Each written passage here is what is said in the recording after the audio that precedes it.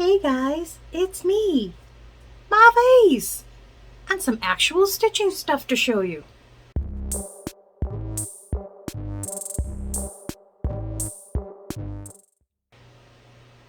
Today's happy dance is brought to us by wine, because honestly, what else could get through the depression? If you're new here, welcome. My name is Andrea. This is a channel about cross stitch and wine, mental health, cats, and occasionally other stuff. If you're a returning visitor, welcome back. You're used to this stuff. I honestly meant to check before I started recording. I think I missed a week of recording. I think I was supposed to post a video last week, and I did not. I've been spending a fair amount of time over at my father's. He's needed some extra attention the past couple of weeks, so I think I may just not have been up to it last week. But I'm here now. Points for being here now.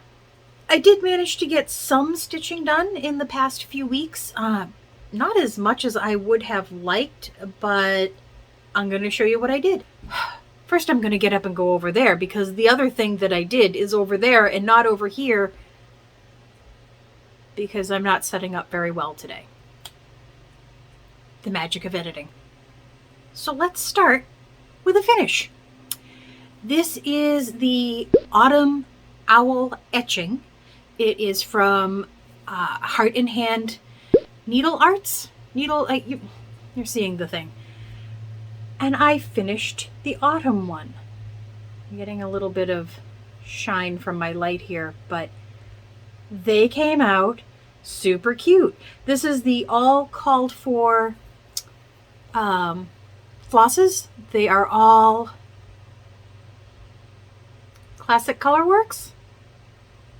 I'll be correcting myself over there if needed. And it's done on this 40 count camo that I got from Stitchy Godmother, Laura. She gave me a pillow. And I think it just goes perfectly with it. So I finished that. What I'm going to do with it? Not a clue. Most likely in the stitching journal, which still has yet to have anything actually in it. But I have the journal. And that's a step in the right direction. So because I finished one, I figured last night I might as well start a new one. So this is the winter etchings. This is, I don't know if it has a name for the bird or if it's just winter etchings. It's also in Punch Needle and Primitive Stitcher magazine. And I just did this one on some random, this was, excuse me, itchy nose. This was mystery linen that I found ages ago that I actually think ended up being upholstery fabric. But it works just fine. I coffee tea dyed it, and look at that bird pop. It's a cardinal, right? It's a cardinal? I think it's a cardinal. Somebody will correct me.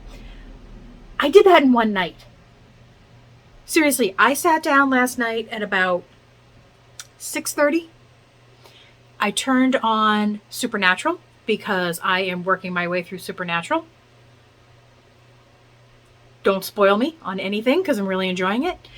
And I'd say maybe 6 hours later, this is what I had done. So the bird, the red is naturally cherry cobbler. And that's all the red that's in the whole pattern. So everything else is sticks and twigs, which, you know, even looking at it not with my own eyes, sometimes things on the camera look a little different. There is no variegation in sticks and twigs that I can tell. There's not enough that seems to matter. So if I didn't have it, I think I could have subbed it out very easily, but I was really excited to see that these etchings all seem to use threads that I have. Classic Colorworks threads that I already own. So I haven't had to do any subbing so far. But look how chubby he is. He's so chubby and so cute. And I should probably have this done the next time I sit down to work on it. I do have the other two, the summer and spring ones. So I think I will do spring next. And that's got bunny on it. You know how I feel about bunnies.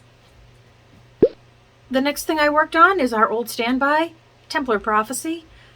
I honestly do not know. I can't tell you what I did. I mean, I know I worked all down here, mostly because that's where my thread's hanging out. So I think I just kind of filled in here. It was like one night of stitching, but not a long night of stitching, so maybe only 2 or 3 hours. So I really did not make a lot of progress on it. But at least I put some stitches in, which is something, and more than I did on a lot of my whips. Looking at you, Death by Cross Stitch. Never gonna finish that. The next thing that I worked on that we have all been waiting to see is Seedy Pumpkin Cottage. This is from Praiseworthy Stitches. And I managed to get, I'm sorry it's all floppy. Explain that in a second.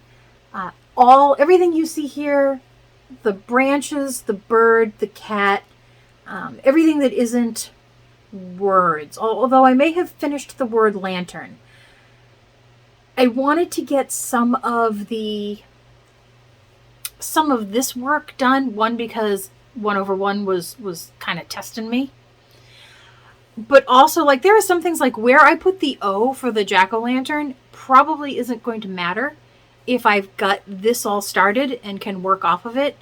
Otherwise, I'm going to be counting like 27 stitches 1/1. I'm never going to end up in the right place. So I figured it was better to work around it and then just put the O where I kind of think it goes and deal with it that way. The reason this is all wobbly is, one, for some reason this isn't as tight as it could be. But also, you see how this kind of went off the rails here with my painter's tape? Yes, painter's tape on the edge. Deal with it. Otherwise, I'd be putting that sticky Velcro stuff on there, and that wasn't going to be any better than the painter's tape. So it's just on the edge. But this actually hangs on the back of the door, and it's in direct line to the air conditioner. And I've noticed that the air conditioner blowing on it has kind of dried out the tape and it cools it off and makes it less sticky. So I've had to retape this a couple of times, and now I clearly have to do it again just to get it straight and tightenable. Tightenable. It's a word.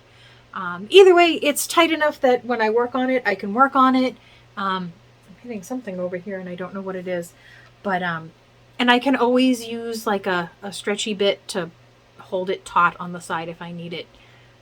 But I am loving working on this. I could get lost in this for way too long. I would actually probably be further along if I had been able to do what I kind of wanted to do, which was take this pattern to my office and scan it on the big scanner into a PDF. So it'd be a little easier for me to maneuver in either OneNote or Pattern Keeper. So unfortunately, what I'm kind of working from is these scans that I did at home that are clear, but once I get to the edge of a page, things get dicey, and it's probably not a pattern problem, it's probably a me problem. But I've had to like count and recount and recount and recount because I don't trust myself. So hopefully that gets better as I move along, because once I have left to right done, I should be able to work down and know where I am. I say that out loud. I have absolutely no proof that that's what will happen. Try to tighten this just while I'm sitting here.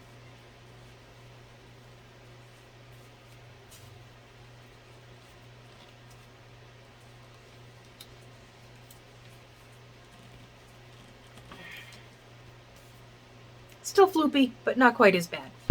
The next thing I worked on is the never-ending shop model. This is the patriotic, I'm still working at it. Started a new section up here, still haven't finished down here. It's just, I'm going to be doing this till the next 4th of July, so you just look for that. I don't know. Maybe I can get it in the store by Christmas. You'll see. The other shop model I was working on, I finished. Not only did I finish, but I got 3 versions of it posted to the Etsy store. And here it is. This is a cute little sign that you can hang by your front door to remind you to bring your phone, your wallet, your keys, and your dignity with you when you leave the house. Because there is nothing worse than leaving your dignity at home. Don't go out there with your head all down and sad. You go out there and you take your dignity with you. And you walk around like the queen, king, or other that you may be. Also in the store is a version of this that instead of dignity is faith, and instead of dignity is activism, because one should never leave the house without their activism, because you never know when you might be called upon to use it. So hopefully these are patterns that you can have some fun with, that you will enjoy stitching. Look at those. These are the bougie goose that I've put up on Instagram a couple of times. So I'm hoping that you enjoy stitching them. As I've mentioned a couple of times, if you head over to Etsy, and even if there is nothing that you're interested in at the moment, if you have shops that you enjoy looking at or patterns that you enjoy checking out from time to time, a really easy thing you can do is just favorite the shop or favorite or like those patterns. It helps with getting found in searches and things. It only takes you a second and it doesn't cost you anything. Who can argue with that?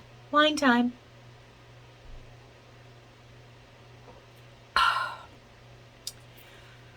It's only about 400 degrees up here today. So that is it for the stitching. I did get a little bit of haul. I got my 2 threads of the month packages. This is my nest egg from 3 Owl Threads. Trisha is a genius. I get the Classic Colorworks, which is where I got all the Classic Colorworks that I've been using in the etching patterns. This month we got Mistletoe, Nature Trail, Nighty Night, which is a really pretty, like, purple and dark blue kind of situation. Nutmeggy,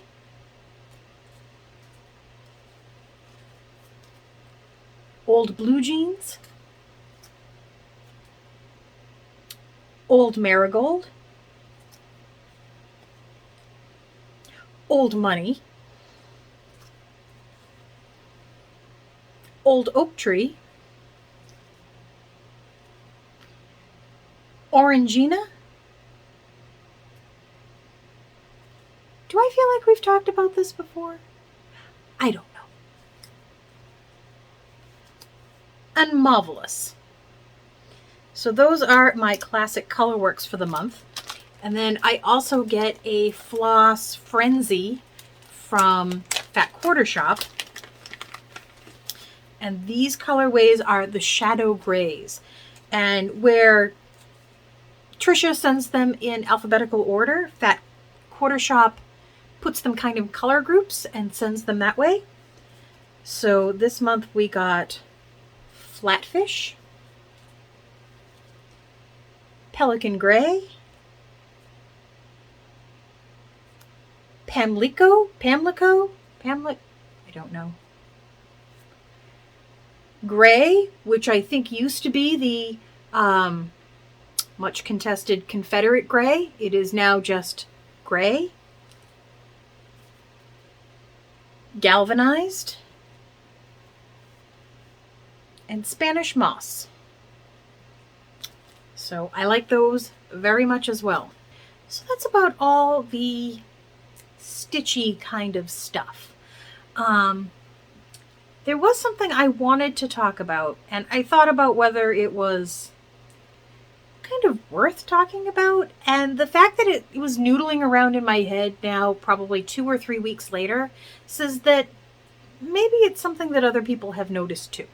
I watch several Flosstube channels. I should say I watch several very regularly, as in they make a video, I watch it. There's not much argument there.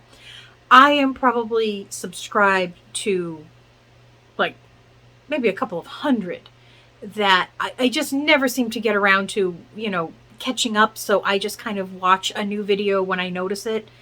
But there are some that I watch all the time. And while I've noticed this particular thing said on more than one channel, the one that kind of really sort of stuck with me recently was, let's call it more of a, it's a business channel rather than just somebody sitting in their office / guest room with a cool tapestry in the background, that kind of thing. And pretty much, what I saw was somebody say they were showing like the cover of a pattern, that kind of thing, and they flipped it over and they immediately threw a piece of paper on top of it and said, "Oh, I can't, I don't want to show you the pattern because then you could just freeze frame it and steal it and stitch it without paying me or without paying for it." And my first thought was, it just sort of rolled off me because it's something we hear a lot where, a lot of us will say, don't want to show the pattern, that kind of thing. But I thought the very specific call out to suggest that the people who watch their videos would freeze frame their video, go through the trouble of squinting and enlarging and doing whatever it would have taken to get the information from that pattern, which you and I both know you cannot get on a video. It's just, you can't. And would steal it. Like, if given the opportunity, this person's paying customers would steal from them. And, trust me, there is a part of me that's like, you're overthinking that a lot. And there's a part of me that says, no, I don't think this person realized what they were saying. I think there was probably a certain amount of, oh, you could steal it if I show the pattern, not that you personally would steal it, that kind of thing. So it did just sort of kind of, nag at me that really what I'm hoping we would all want to say is that, there are dishonest people out there. And if given the chance, there are people who, would try to take without purchasing. And, there are people who don't know any better and will download a PDF pattern from some suspect message board or something like that and not really think of it as stealing. And maybe it is something that people need to realize, just because you can see it and just because you could copy it doesn't mean that you should. But I think at the same time, those of us who make videos, and especially people who are running businesses, should not insult our customers. Your customers are not going to steal from you. It's, jerks and people who aren't your good customers that could have the ability to take from you. So yeah, it's possible that's just something that kind of stuck with me more than it should, but I definitely would like to be more cognizant of, whether I say things like that, where I talk about a general you rather than you, the person watching my video, who I appreciate so much. Thank you. I think it's being more conscious of things that we say, but that was something that just sort of stuck in the back of my head. Is that something that sticks in the back of your head? Is it now in the back of your head because I put it there? I apologize. I'm sorry. I'm a little bit sorry. So that's about it for stitching conversation. Like I said, I've spent the past few weeks taking care of my father. He's needed a little more attention than he has in the past year or so. He had a couple of days where, he had one night that he didn't sleep well. And so the next day he spent in bed. And at 90, I think once you spend a day in bed, if you don't get up on that second day, it's so much harder to try to get up after that. And I think that's what he ran into, was he stayed in the bed a little too long and not only didn't feel the energy, but didn't really feel the desire to get up and do things for himself, like cook his meals and things like that. So my sister and I have been swapping off, going over there, making sure that he has everything he needs, is getting up every day in his chair, that whole thing. My sister spent a lot of time on the phone talking to elder services and the veterans. We're trying to get him some more in-house people to come in, whether it's a health aide to help get him cleaned up or a housekeeper. And he's also eligible, or what he needs is a wound nurse to come and help him with some things. So we're trying to get that taken care of. It is amazing the number or the amount of services that we keep being told are available. And it's not that we're not finding them available. They don't have the staff and they don't have the infrastructure to move quickly for these kinds of things. So what we're running into is, we're calling someplace like the VA or elder services or even his, primary physician and saying, he really needs these services. He needs a hospital bed instead of this big high bed that he's having trouble getting in and out of. He needs one that has the adjustable and the whole thing. And they say, oh, absolutely. He's a veteran or he has Medicaid and this, that, and the other thing. He's eligible for this bed. We can get the paperwork started in the next couple of weeks. And then maybe within the next couple of months, we can get a bed for him. Which is great. And he needs that service, but he needs it now. He's having trouble getting in and out of the bed today. And if he falls, it won't matter what kind of bed he has. That ship will have sailed. Things like we have a video call with his doctor on Tuesday to talk about this wound that he has that needs to be taken care of. But we made the appointment last week for Tuesday was the closest we could get to talk about a wound that he needs treated.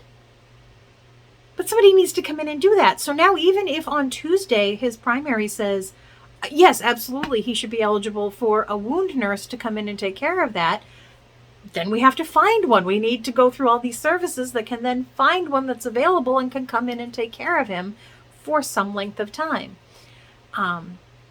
So, we're not really frustrated with the people. It's more of the process. We're also finding some of the, not the rules, but, there are certain things like he had a visiting nurse that would come in and take care of any of his medical needs.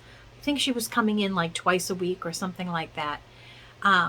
She would handle his wound. She would go through all his medications with him. She would make sure that, his box of medication was filled for the week and that sort of thing.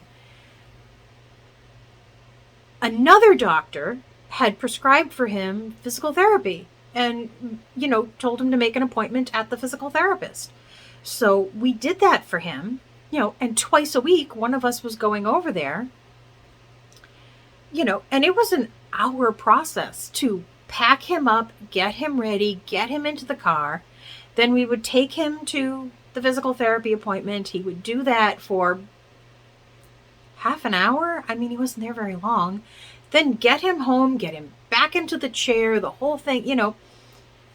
When the visiting nurse found out that there were people who could take him out of the house, she stopped coming. She couldn't come anymore because he no longer qualified for a visiting nurse, because there was somebody in his universe that could take him somewhere.